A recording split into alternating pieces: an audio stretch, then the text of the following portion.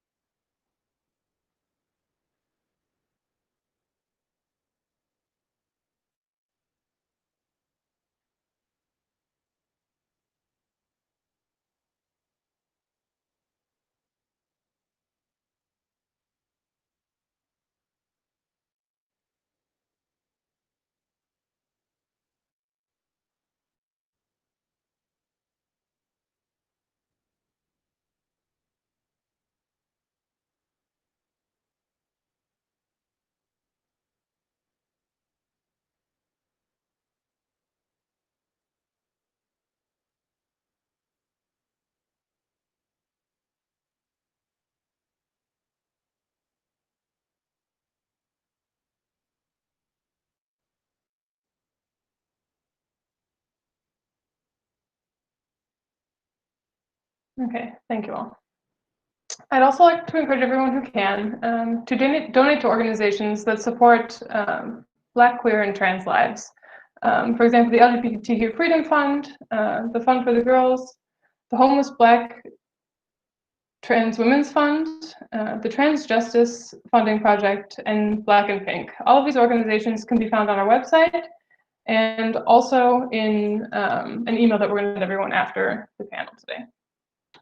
Before the panel starts, Prism has a couple of announcements. We'd like to ask everyone who's interested to get involved with us. You can do so by following us on social media. We also encourage everyone who can, again, to donate to us via our website to help us with our programming. We also love it when people submit features for our Instagram because we love highlighting your stories from your times abroad on your grants. You can also get involved by starting a chapter. We have a chapter in Taiwan already, and we have another one up and coming on the west coast of the United States. We'd also like you to stay tuned for our next event, which we're really excited about. It's going to be a viewing and discussion of disclosure, and that we'll also be hosting in an online format. We'd also like to thank our donors, without whom our programming wouldn't be possible. All right, I'd like now to turn the panel over to our moderator, Robby Goldman, who conducted his Fulbright Research Fellowship in New Zealand in 2016. Rob is a fourth-year PhD candidate in geology from the University of Illinois Urbana-Champaign.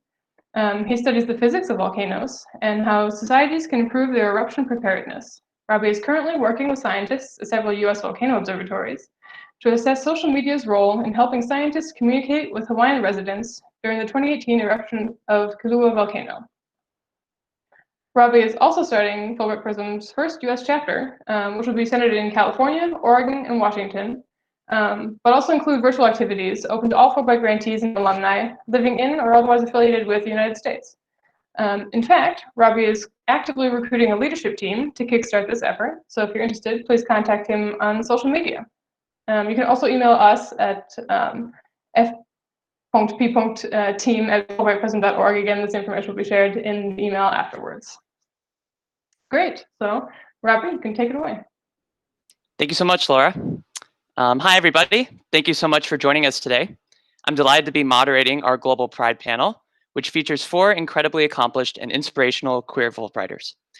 Before I continue, I'd just like to kindly ask everybody who's in the audience if you could turn off your cameras and mute your microphones. That'll help preserve bandwidth for today's event. All right.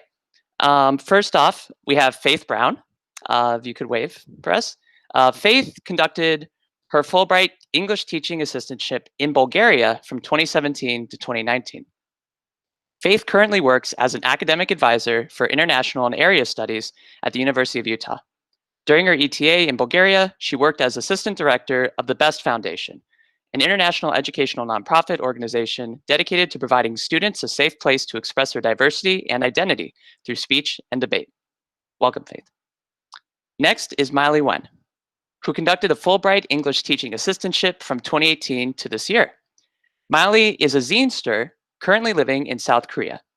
During their time as an ETA, they volunteered with the Korean Adolescent Mentorship Program, where they mentored young queer students. Their current research is funded by the Fulbright Korea Alumni Fund and focuses on the globalization of androgynous aesthetics in Korean media and its impact on queer youth. Welcome, Mailé. We also have Stephen Szypulski, who conducted a Fulbright Research Fellowship in Poland from 2012 to 2013. Stephen's Fulbright research focused on the legacy of communism in Poland and Eastern Europe, specifically on transitional justice, collective memory legislation, and development of rule of law. Stephen also conducted an oral history of the last living leaders of communist Poland. He now serves as vice president at Goldman Sachs in New York and is a member of the firm-wide LGBT network. Welcome, Stephen. Finally, we have Nathaniel Tran, who conducted a Fulbright Research Fellowship in Argentina last year. Nathaniel is a queer Vietnamese public health advocate who conducts community-engaged research to promote health equity in LGBTQ communities and communities of color. For their Fulbright, Nathaniel was affiliated with the Anthropology and Health program at the University of Buenos Aires, researching how the cultural memory of dissidents led by Los Madres during Argentina's dictatorship in the late 70s and early 80s has influenced contemporary activism in support of the national campaign of free, safe, legal abortion. Welcome, Nathaniel. I'm truly honored to be learning from each of your experiences today and would like to begin by asking each of you how you first became aware of and involved with Fulbright Prism. I'm also eager to learn what role this organization and its community serves in your lives today and the roles you would like to see this community serve moving forward. So with that, feel free to take it away.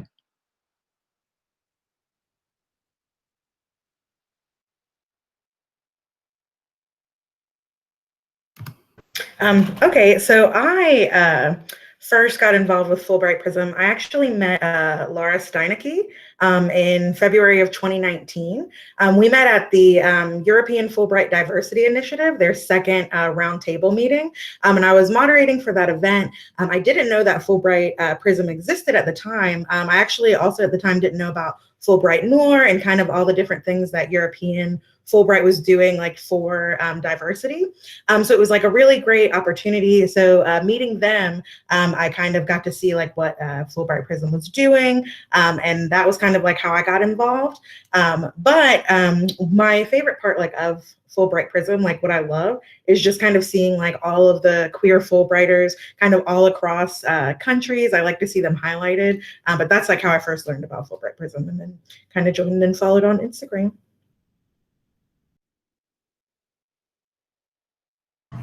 I'll jump in and add that. So I think I haven't had the chance to meet anyone on the board or in person, but I met folks via social media. I think there's been this growth of these Fulbright diversity groups and support groups, and somehow that came across my feed.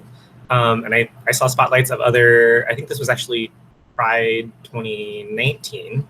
I think there were queer hero spotlights that I really appreciated that I just hadn't seen in the Fulbright community. And over time, I think that Fulbright Prism has like grown their content and what's being shared in day-to-day content, but also on historical reminders and featuring Fulbrighters. So across that gamut, I think that I've gotten bits and pieces that have brought me back time and time again to want more from Fulbright Prism. So.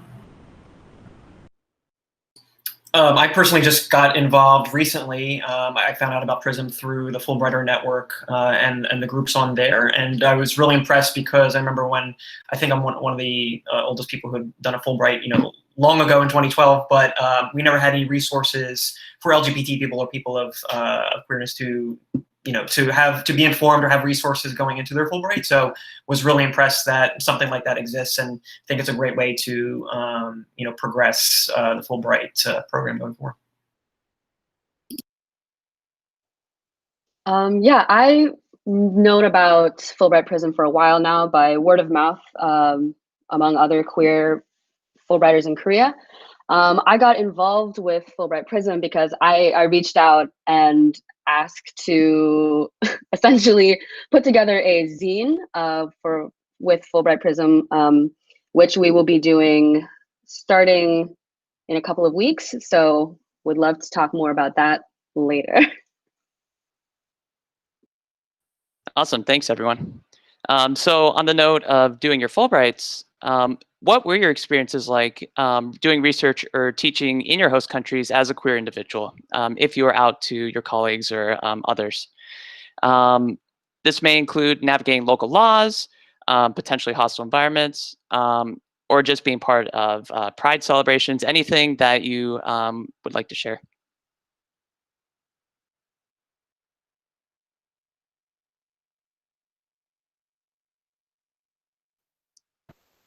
I'll share a little bit of my experience. So I'll say that my research was on reproductive health advocacy and activism, and I had actually gone down there for a different project. I ultimately ended up studying abortion because there was a landslide case in Argentina that had been taken, or a law that had been taken from Congress and was being pushed in the Senate. But I went down to study LGBTQ access to in vitro fertilization. Argentina is one of very few countries that endows its citizens the right to assisted reproductive technologies as part of state-provided health insurance. And that made it easier for me. So I was working with already orgs that work with queer folks, and they broadly do like queer and reproductive health / sex work activism. And so that, I think it was nice just to have colleagues and coworkers that were supportive already. And then a lot of my initial, as I was preparing for field work, I looked at like LGBT community centers and community groups and community orgs. That was part of my fieldwork experience. Like that, those are already places that I would have been doing research, and then that doubled as kind of places that I wanted to spend my own free time to see art and live music and curated exhibits and whatnot. So that was about like the formal work stuff. And then I think something that surprised me about my time maybe is that there's a lot of heterogeneity in Argentina. It's a really big country, and I was in Buenos Aires, in the capital, in the super urban, super metropolitan area, and I had a very particular experience, and that gets celebrated a lot. But then I think that there were ETAs and other grantees across the country who had very, very, very different experiences. So I'm careful about making that generalization about all of Argentina, but my experience in BA was very, very positive, both because of the work that I had and of the place that I was doing that work. So.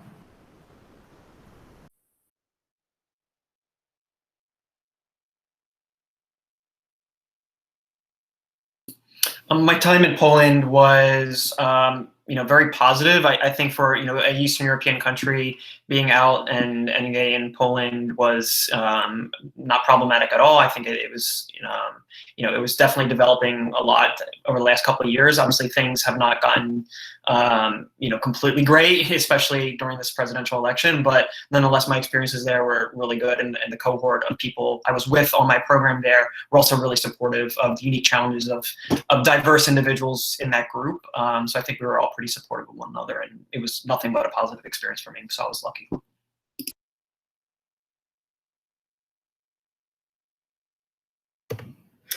So during my time in Bulgaria, it was actually spread across 2 years. So my first year, I was in a smaller town called Haskovo, which is kind of like further southeast.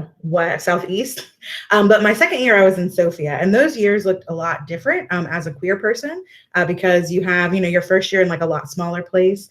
So during my first year, I did come into some issues like with my queer identity, especially being like a female that dresses like very masculinely. That's something that you kind of take with you into the classroom, right? Like I don't leave like my clothes at home. Like this is like the way that I look out, outwardly to my students. And as a result, I did have queer students approach me and come out to me during that time, which was like a really positive thing, but also kind of like emotionally heavy too, right? To know that students in smaller towns across Bulgaria, at least, really don't have any access to like LGBTQ resources. There's not really an avenue for them to go. And Bulgaria is still fairly behind, I would say, as far as LGBTQ rights in general.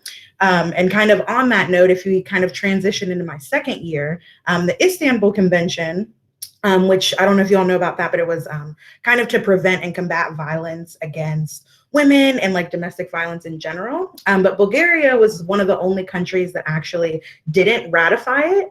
And the reason being is because the language used in the Istanbul Convention defends like gender and gender-based violence, fights against gender and gender-based violence.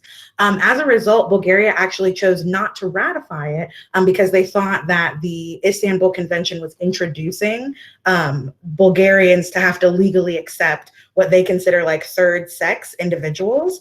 So as I went into my second year, it was like a lot different because the word gender was actually used as a slur in like common language. It's like it was a way to talk down to people. So as a teacher in the classroom, like if you transfer that, you have students that will, you know, in America, it's the same thing as people saying like, oh, that's so gay, right? Horrible, you need to address it when someone says it. But then in Bulgarian classrooms, it was kind of turned into like, oh, that's gender, right? Because they actually just have the transliteration. So they use the English word gender in Bulgarian as well. So during that time, during my second year, I would say it was a lot more difficult to kind of like maintain my identity while also like standing up for, you know, what I believe is right in the classroom. So that was kind of my experience. Was like outside of the classroom, I would say I had a fairly positive experience, especially during my second year in Sofia. There are a lot of organizations in, like I said, like bigger cities for LGBT people. But during my first year, I did have like some more violent occurrences. I did get spat on one day when I was out in a suit. So, you know, I think it kind of is like give and take with, you know, certain places that you are. Like I wouldn't say it's easy being a queer person in Eastern Europe. But that's just like my personal experience. Obviously, Steven has had one that's totally different. But all that being said, I love Bulgaria. Haskovo during my first year became my home, and that's why I decided to stay on for a second year. So the challenges that you face are also kind of like you know, there are still beautiful people everywhere. And that goes for, you know, that's the same here in America. So that's kind of my experience. Yeah, I suppose similar to Faith, I think that my identity as a queer person and as a teacher has been really important. And I think it really personally like expansive experience. Like I've grown a lot as a person. I think not that I outwardly, like I'm not out at my school. I don't talk to my teachers or my host family about kind of stuff, but I find that regardless of that fact, the queer students still kind of gravitate towards me, and they like we have some unspoken communication, which is kind of great because I've managed to find them and they have found me, which is really great. And I think because I don't live in Seoul, I'm in Seoul now, but I don't live here.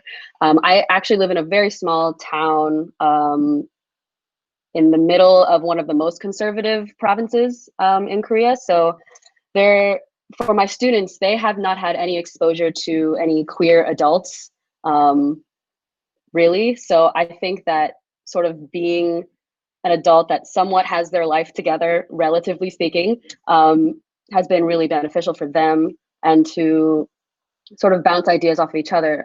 That's kind of been my experience in the classroom. But as a queer person sort of navigating just like general Korea, I think that it's been very different because Korea still has very ingrained like religious and gender roles, wherein like as a non-binary person, like a lot of different things are expected of me. Like when coworkers talk to me, they ask very specific questions like, what's your kind of man? Like, what kind of guy are you into? Or like, oh, do you have a boyfriend? Oh, that's so interesting. It's not that interesting. And so I find that on a normal just conversation, it can be pretty taxing, and anything. I haven't experienced anything that's been like groundbreaking or any like earth shattering, but I have experienced some things that may be considered discriminatory coming from just like people talking to people within the Fulbright Commission or within my school. But I think that none of that is, it's fine. Oh, thanks for sharing. It's really important that people get to learn about, various experiences that you've had while abroad. I'm really encouraged by what you all said about ways that being out in your own countries has had a positive impact on your students or members of your community. And I don't want to. I'm going to just say issue, but the concept of gender has come up in a few of these answers. And one question that we received prior to this panel was about whether any of you have advice about articulating your queer identity in a foreign language.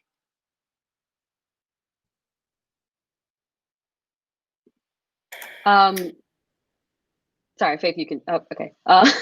So I have had the conversation with some of my students who, mostly my queer students, but because the concept of sexuality and gender are completely separate, here especially, I find that even within the LGBT community, a lot of them still have very ingrained like gender roles in their heads, especially with young students. I guess they are still learning, and so are all of us.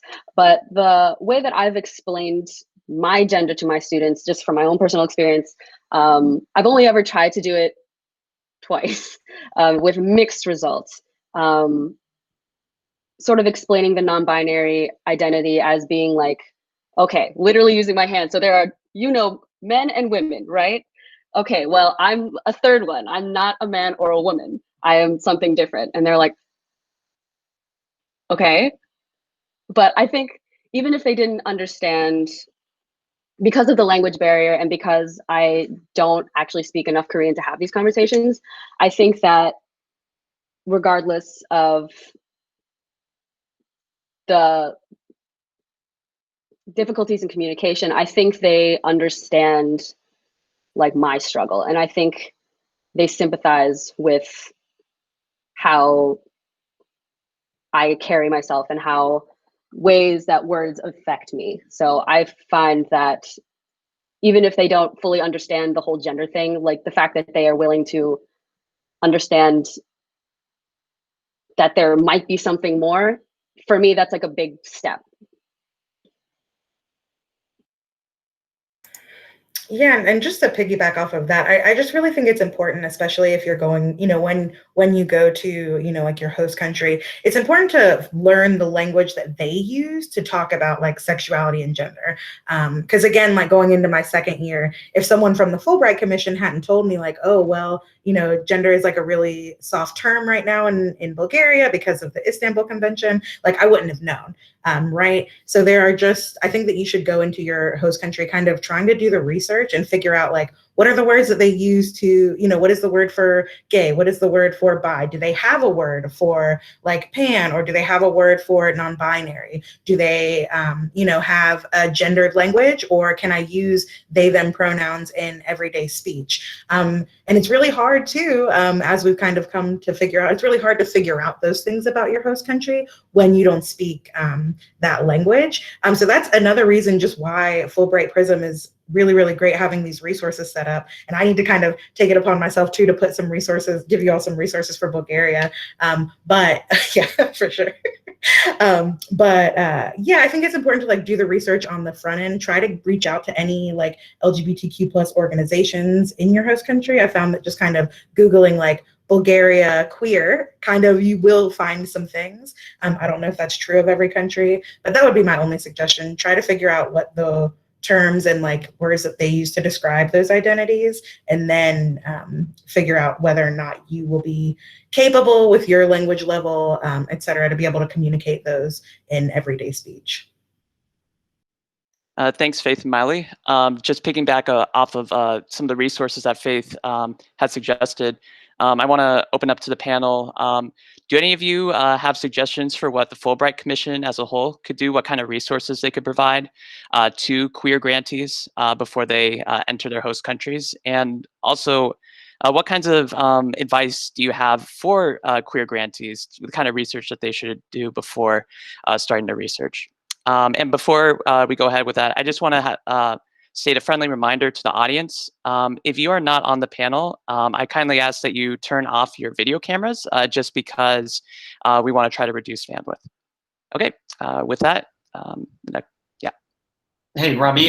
So, just taking on this for future resources, right? Like, at least for Americans, the State Department publishes LGBTI travel information for different countries. So, having that resource ahead of time, not everyone's familiar with that, right? Maybe some people on the panel, but having our Fulbright commissions either provide that resource, supplement them, provide a more specific and granular, handout sheet or whatever it may be of local organizations that are LGBT friendly once you get into the host country. So whether that's a doctor who is experienced with LGBT issues, or whether it's mental health resources or support groups or just NGOs that would be useful for LGBT Fulbrighters in these countries, I think that would be a great starting point.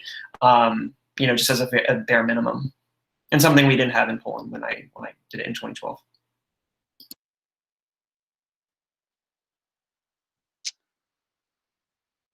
Okay, thank you very much for that, Stephen. I would now like to take some time to discuss what each of us are doing to elevate queer Black voices. I've been making an intentional effort through my social media networks to include queer Black Fulbrighters on the leadership team of the PRISM chapter on the US West Coast that I'm starting. And I will do everything I can to ensure that our chapter's events reach and are inclusive of queer Black Fulbrighters and other underrepresented minorities. What suggestions do you have for making Fulbright programs more accessible and welcoming for queer Black Fulbrighters? So I'll share a little bit of my experience in Argentina, and then in kind of some takeaways from I think it was the Western Regional Enhancement Seminar. So that's kind of like a conference that brings together all the Fulbrighters across the region to share their research. I think that when I was in Argentina, I was told that I think people found me perplexing or oxymoronic, that I don't make sense as an American to them or as someone from the US from them, because I don't match their expectation. And that was one thing with other Fulbrighters from my cohort, we talked about what does it mean to look American or to look like you belong from the United States or that you come from that place. I think that representation in this case does really matter. Being a Black Fulbrighter or queer Fulbrighter and being out in the world, being like a real concrete example of being from the US in your lived experience that runs up against people's expectations of what a person from the US should be. And I think that that's one of the most powerful parts of that. But kind of similar to the previous question you just asked about resources, is that I also realize Fulbright, at least in Argentina, maybe didn't have the best resources in place to support diverse grantees, to have folks who needed either medical help and or mental health resources to support their time in being in a place that was possibly hostile to them. So that's kind of just broadly about the significance of what being a Black Fulbrighter might be, or being a Black queer Fulbrighter might be.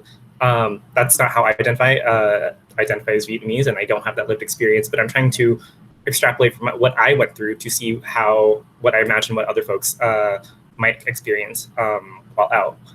And then as part of our regional enhancement seminar, there was a Scholars of Scholars. So it was all the grantees who self-identified as not white, who wanted to come together and say, what are some structural issues with Fulbright? And part of this, during our orientation, we saw that we were asked to stand where we went to college, and the vast majority of the grantees, ETA and research grantees, went to predominantly white institutions that are R1 universities or liberal arts colleges.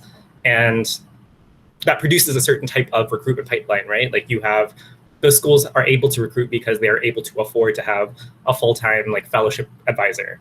And some schools did really, really well at placing Fulbrighters, but when we looked around the room, we saw a lack of color, a lack of scholars of color, grantees of color, and I think that Fulbright is going through a identity crisis or has gone through this a little bit. Is that how do you move away from being just a prestigious, super academic piece to trying to shift towards transformative experiences for all types of Americans, right? We send folks from lots of different experiences and backgrounds and educational backgrounds and geographic places with very different lived realities. How do those folks get to be abroad and transform what other people think of what a person from the US might be? Some concrete examples we gave were for Fulbright to have a stronger presence at HBCUs, at public schools, at places outside of predominantly white institutions that were private colleges and universities, to try and do a more strategic outreach. I think that especially just, I benefit from having someone who was a fellowship advisor that worked one-on-one with me for months to craft my application. And I realized that folks at, especially at state schools, may not have the same resources. So that's one way that Fulbright and these diversity groups that have spun off could be more engaged in outreach. So hosting these types of panels and trying to recruit in what I would say are atypical spaces, but if in actuality are where the bulk of students go to school. I don't think the bulk of America actually goes to predominantly white institutions that cost $250,000 and more in 4 years of education. So that's to kind of challenge the recruitment pipeline for Black grantees and for Black queer grantees. Thanks so much, Nathaniel. Faith, did you want to add anything about that, given that you've worked a little bit with some folks at Fulbright Nor? Yeah, well, so I wouldn't say I've necessarily worked with, but maybe just kind of been a part of some diversity initiatives that Fulbright Nor has also been a part of. And what I would say, piggybacking off of what Nathaniel said, is it really starts on the ground. We can't get Black Fulbrighters if we don't have Black Fulbrighters applying. And, to elevate queer Black voices, we have to elevate Black voices, period. So we can't do that if these aren't applicants that we're getting for the Fulbright programs. And statistics show that we're not getting as many applicants, applicants of color. So I would say that it really, we say, yes, it starts in higher education, but it starts, unfortunately, even way before that. The fact that we have students of color going through K through 12 schools with less resources. We have Black students getting in trouble more in school. And by in trouble, I mean penalized at higher levels by teachers. So we have these issues in the United States, even before we get Black people into higher education institutions. So really, outreach is so important in a case like Fulbright, where, like Nathaniel said, the history of Fulbright really is, white cookie cutter, R1 colleges, and that's who we find most of the Fulbrighters come from. So I, much like Nathaniel, oddly enough, I actually did have an advisor on my campus. I went to the University of North Georgia, and it's a smaller institution in North Georgia, but we had someone on our campus there, and she worked with me for months on my application. I started in June over the summer, but I met her by happenstance. I met her because I was doing some undergraduate research with another professor, and she was like, I think you would, really enjoy Fulbright. So if she hadn't told me that this thing existed, I wouldn't know. I come from a background of color, a low-income background. So all of these resources, I don't know are available to me unless someone says, hey, this is available to you. So I think that the biggest problem really is talking about it. Fulbright, we want you to apply. We encourage, Black Fulbrighters. We encourage queer Fulbrighters. This is the kind of community that we want. But we, Fulbright upper, echelons have to show, Americans and college students that, yes, we do want you. So I think the real responsibility is on them to, portray an image that says, yes, we want Black Fulbrighters. And you have to, to portray that image, you have to have Black Fulbrighters, right? So it's kind of a difficult thing to balance. But that's kind of what I have to say about it in general. Great. Thank you so much, Faith. Because this is Pride Month, I'd be interested in hearing one or two of your experiences with Pride festivals in your host countries. Mailé, I know that you have some experiences that you'd like to share, so I'll kick it off with you. Yeah, so I've been to a couple of Pride festivities in Korea, both like official Pride festivities and also unofficial. I think for the unofficial ones, are there a little bit more difficult to come across, mostly because like advertising is so sparse, because frankly there are no anti-discrimination laws in Korea, so the queer community largely remains anonymous, and so these events largely propagate from word of mouth mostly. So I was lucky to have other Fulbrighter friends who spoke more Korean, who were more attuned to the happenings and events in Seoul specifically. Most events happen in Seoul or Busan, which are the big cities. But in regards to like the big events, I found that in Korea they differ from in America in that there is a lot of pride, like both literally and metaphorical, I suppose, and that people are really excited to be there. They're really happy that they have a community, but also like one of the things that I found most striking was that pictures are like not allowed. Like you can't take, they have staff that are like just walking around the parades and festivities to discourage people from taking pictures, mostly because of anonymity.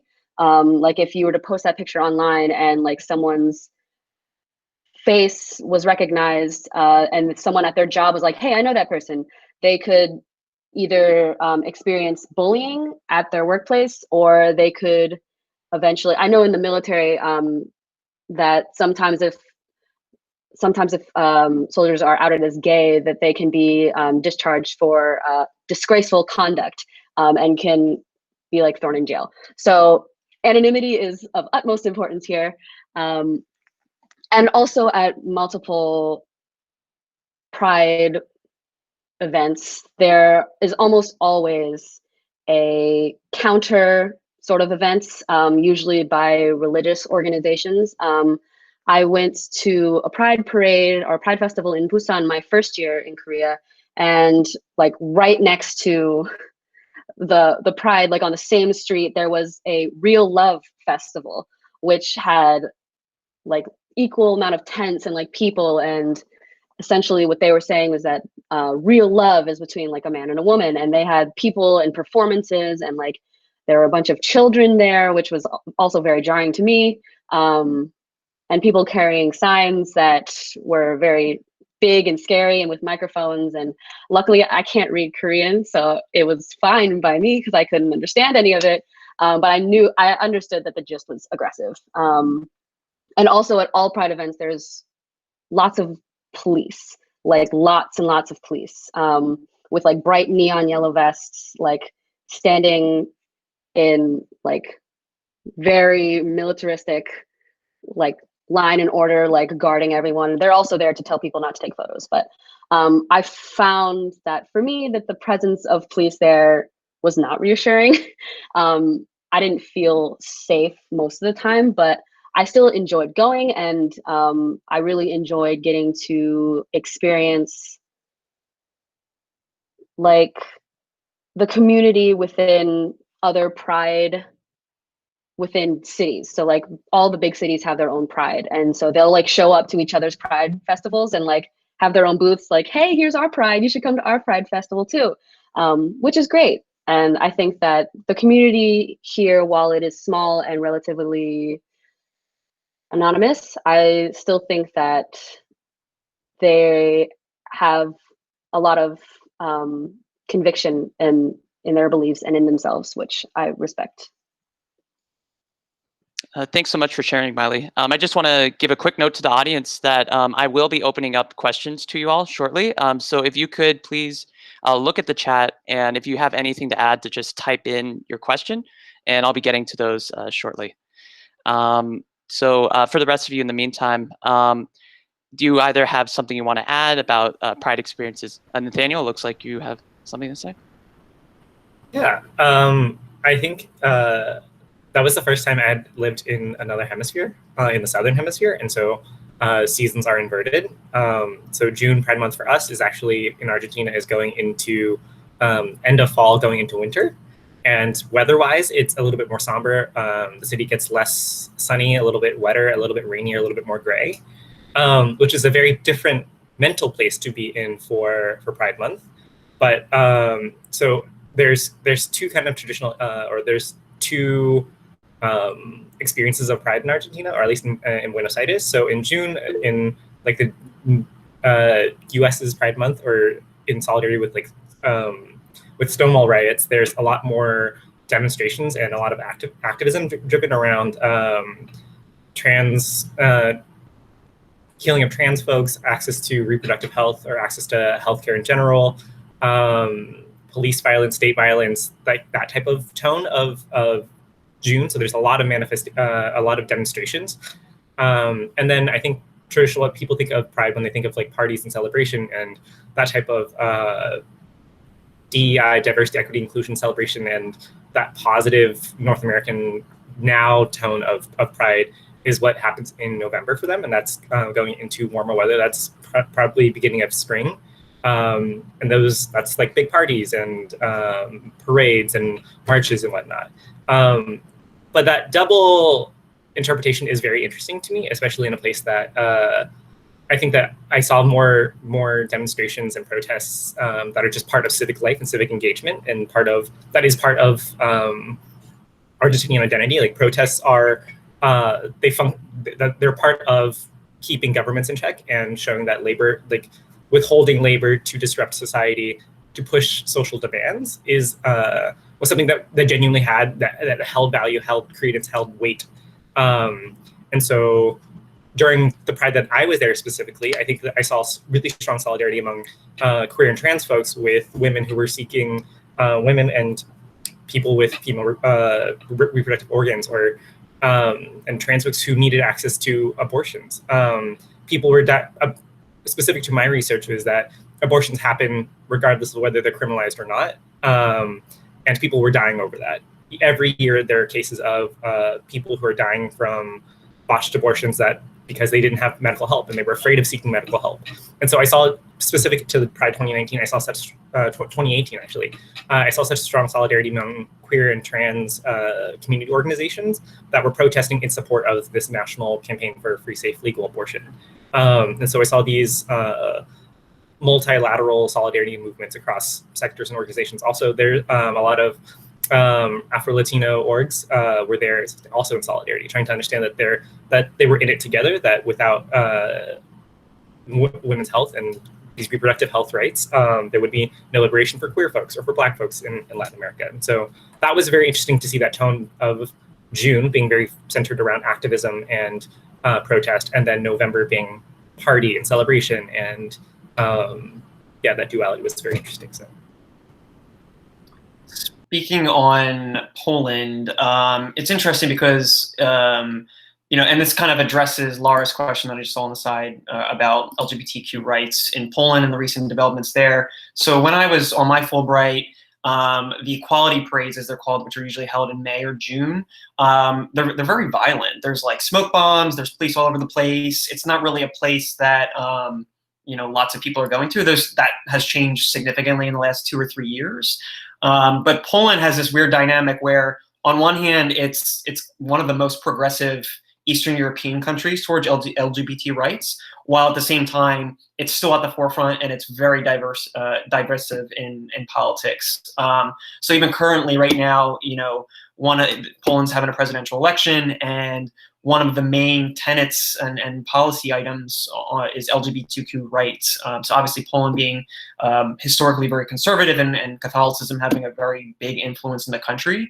So on one hand, for Eastern European countries comparing to Belarus or Russia or, Southeastern Europe and the Balkans, right, rather progressive for post-communist countries. And, for example, one of the people that I got to become really close with when I was on my Fulbright is now running for president of Poland, and he's gay and partnered as well. So that's a really good thing about Poland, is you do have these individuals who are sprouting up, and the community is much more active than you would expect for a post-communist country. Only 20 years late, 30 years later, while at the same time it's very violent. The parades are very violent. People are very divisive. You're either for or you're against. There's really no gray area in between. So on one hand, it is disheartening that it's still a tenet that people are so divisive about, and ultra conservatives and ultra radicals coming to these parades, and they're violent, smoke, often weapons and tons of police. But at the same time, there are sprouts of hope and optimism that are coming through with the new generation that's really active in liberalizing the country in a couple of ways. Thank you for sharing, Stephen. So some of the things that you all have talked about with your experiences in foreign countries, given that the United States is becoming more politically polarized, I think that there may be lessons that could be taken away from some of the experiences that you all have had abroad to how we discuss LGBTQ issues here in the US. So if any of you have any insights or thoughts on that, feel free to share.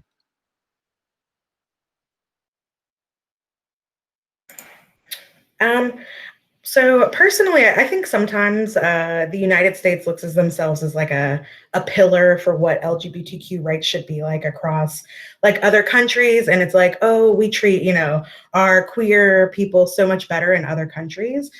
So what I'd like to mention about that is, yes, in Bulgaria, I did have some instances where, I didn't feel comfortable, right? I was getting stared at because I'm a woman in a suit.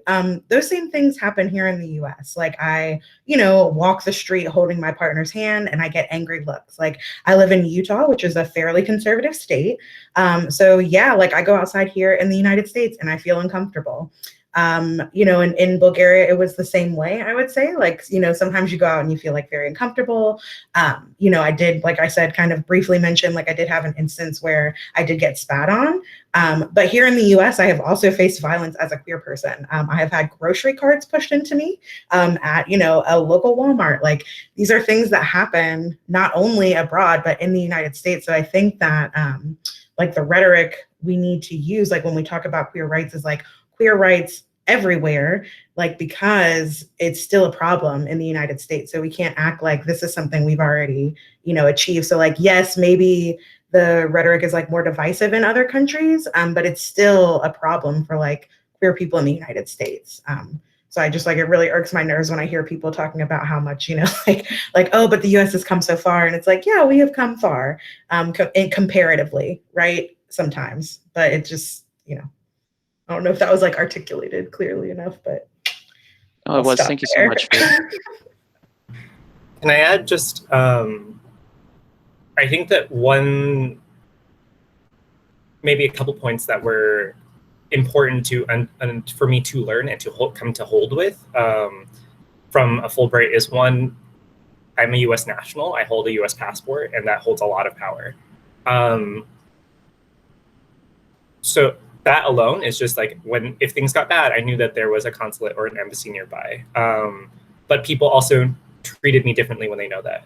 Two, I speak English as one of my native languages, and that comes with a lot of power in the place anywhere I go in the world. I think that as a consequence of colonialism, what the power of language does. And so I think that it's hard. It was hard to kind of sit with that and to go into places and say, I have my ideas, I have my values, I want to be treated a certain way, but I'm also I elected of my own volition to move to another country and to another place. And what holds tension is I think that there were grantees my year who had really negative experiences, who had really negative experiences, but and I don't think that anyone deserves that, especially because of their identity, either their racial identity, their gender identity, their sexual orientation. No one deserves those negative experiences, and at the same time, that runs against this idea that, like, what does it mean for me as someone from the US to be a US national who speaks English, to go into another place and to demand certain treatment, certain behavior, certain engagement with myself? I think that is part of the Fulbright experience is that double consciousness, is to say, how do you learn from a new place? How do I share what your own experience, your identity, your own point of view, and to try and find balance. I think that I keep coming back to Fulbright as not an academic experience. It's like, yes, you're either teaching English or doing research, maybe getting a degree, but also it's a transformative social experience. I think that most people in their life will not move to another country and live for a significant amount of time. Maybe if you're especially in the US, if you're really privileged and you're able to study abroad, that's one experience. But to spend a year in another place and to see that, to feel that tension of what's happening here, what is it like home? Is it not like home? What do I miss? What do I need to feel supported as a person? Those comparative queer politics are very, very, were a big part of, for me, developing and growing my own experience, shaping my own identity, refining my own identity, seeing how I own those identities, or what is malleable across different spaces. But coming back to remembering the privilege of holding U.S. U.S. nationality and English education. Just touching on that, what Nathaniel just said, on one hand, do I think the U.S. is perfect? Absolutely not when it comes to LGBT rights. But I think having that experience of living abroad in a country where it's completely different, such as Poland or Eastern Europe, right? You're so much more grateful for the things that you do have. So the things that you take for granted, that I have taken for granted, since then, I have to keep reminding myself, well, it's not like this in every place. So I think, that experience alone into itself is just a very rewarding thing to have in my pocket that, while it's not perfect here, it could always be worse. And that doesn't excuse, things that happen or things that could be pushed forward and advanced better. But I think it just makes me grateful in a lot of ways.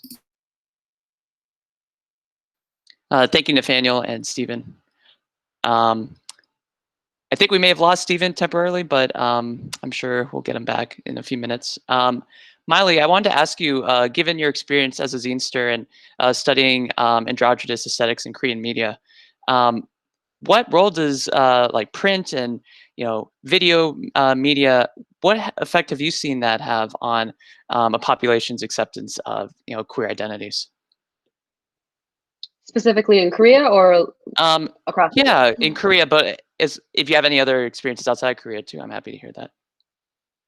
Yeah, so I think that why I identify primarily as like a zinester right now is because I think zines are a very important part to all aspects of my identity. But I think that zines have a very long history of giving voice to people who have not had a voice in the mainstream.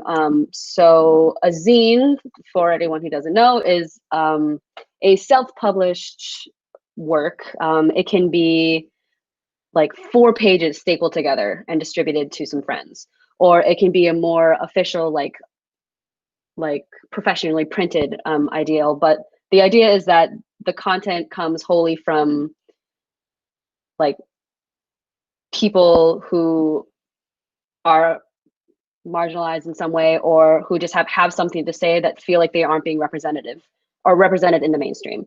And so I think that within Korean context, I think that I've seen more of a rise in video, like YouTubers coming out, and specifically Korean YouTubers talking about their experiences as being queer or as being trans.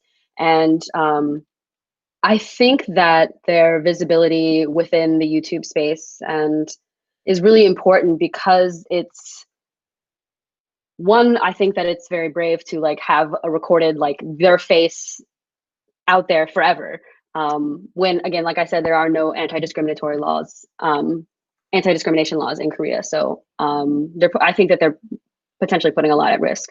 But I think that a lot of my students watch YouTube a lot. And so I think that having a space where they can digest queer content is really important. And I guess print for me specifically, I think is really important in building communities. I've used zines within my own Fulbright cohort to have conversations about queer issues, race, Asian fetishization, a lot of stuff. So for me, I think that it's really important. And if you're interested in contributing to a Fulbright Prism zine, there will be more information about that later on, but we are definitely in the works, just to keep a lookout for that. Awesome. Thank you so much, Mailé. So we are coming near the end of the hour. I would just like to cap things off by expressing my sincere gratitude to all of you who joined us today, both on the panel and in the audience. I'm thankful that despite the current pandemic, we're able to gather as a community and celebrate each other's accomplishments. I know this has been a challenging year, not just because of COVID-19, but also because of the ongoing injustices that Black people face, as well as the fact that our transgender friends and family are no longer protected from discrimination when seeking medical care.